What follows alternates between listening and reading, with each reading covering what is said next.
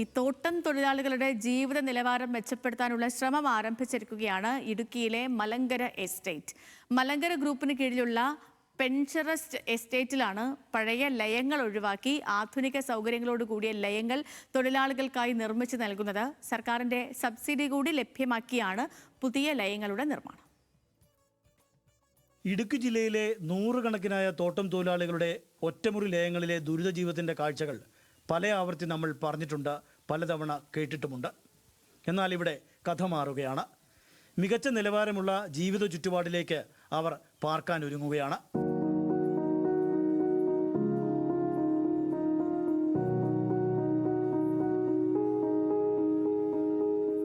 ഇടിഞ്ഞു വീഴാറായ കാലപ്പഴക്കം ചെന്ന കുടിസുലയങ്ങളിലാണ് തലമുറകളായി തേയിലത്തോട്ടങ്ങളിലെ തൊഴിലാളികളുടെ താമസം.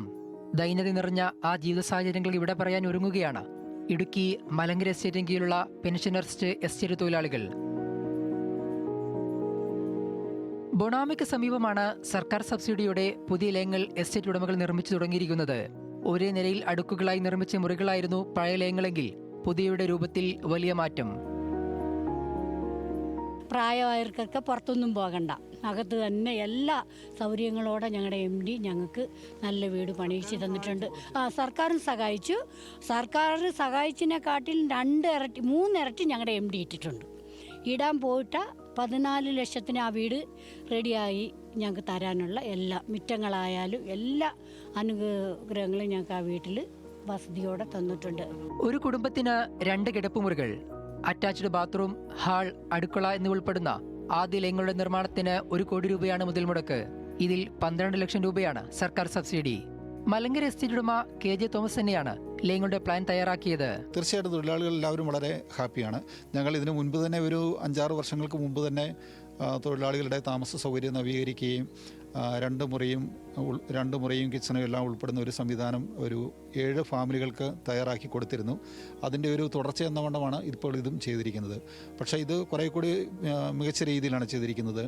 വീടിനകം എല്ലാം ടൈലിട്ടിരിക്കുന്നു, പുറമെല്ലാം ഇൻ്റർലോക്ക് ചെയ്തിരിക്കുന്നു, കോമ്പൗണ്ടുകളെല്ലാം വളരെ ഭംഗിയായിട്ട് ചെയ്തിരിക്കുന്നു. ബാത്റൂമിനകത്താണേലും ഹോട്ട് വാട്ടറും കോൾഡ് വാട്ടറും വരാനുള്ള ക്രമീകരണങ്ങൾ ചെയ്തിട്ടുണ്ട്. വാഷിംഗ് മെഷീൻ വെക്കാനുള്ള പ്രൊവിഷൻസ് അറേഞ്ച് ചെയ്തിട്ടുണ്ട്. അങ്ങനെ ഒരു ആധുനിക കാലത്ത് നമുക്ക് മാന്യമായിട്ട് താമസിക്കാൻ വേണ്ടുന്ന എല്ലാ സൗകര്യങ്ങളും ഇതിനുള്ളിൽ ക്രമീകരിച്ചിട്ടുണ്ട്. പുതിയ ജീവിത സാഹചര്യം ലഭിക്കുന്നത് സ്വപ്നതുല്യമെന്ന തോട്ടം തൊഴിലാളികൾ. ഭയങ്കര സന്തോഷമാണ്. പിന്നെ ഇതുവരെ കാണാത്ത നമ്മളെ എസ്റ്റേറ്റ് തൊഴിലാളികൾക്ക് നമ്മളെ MD വളരെ ഒരു വലിയ കോടികൾ ചെലവഴിച്ചാണ് ഈ എസ്റ്റേറ്റ് തൊഴിലാളികൾക്ക് ഒരു പുതിയ ലൈൻസ് ഇങ്ങനെ നിർമ്മാണിച്ച് തരുന്നത്. ഭയങ്കര സന്തോഷമാണ് തൊഴിലാളികൾക്ക് എല്ലാവർക്കും. അച്ഛൻ, അമ്മ, 3 കുട്ടികൾ, കുറഞ്ഞത് 3 കുട്ടികളെങ്കിലും കാണും.